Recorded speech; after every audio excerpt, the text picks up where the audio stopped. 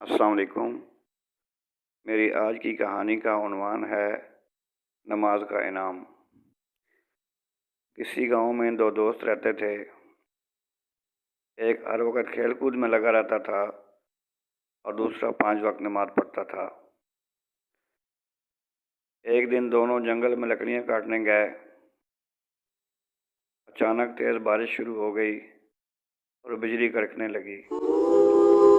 دونوں نے ایک درخت کے نیچے پناہ لی۔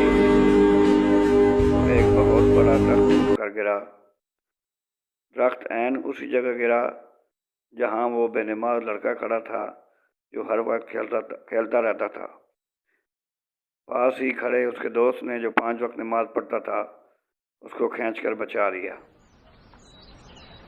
کھیلنے والے لڑکے نے کہا، یار یہ سب کیسے ہو گیا؟ تم نے مجھے کیسے بچا لیا؟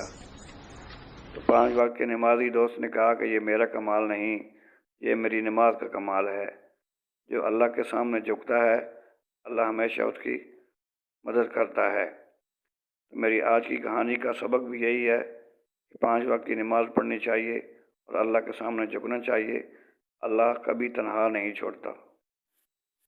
میرے چینل کو لائک کریں، سبسکرائب کریں۔ انشاءاللہ مزید اسی طرح کی اچھی کہانیاں آپ کو ملتی رہیں گی۔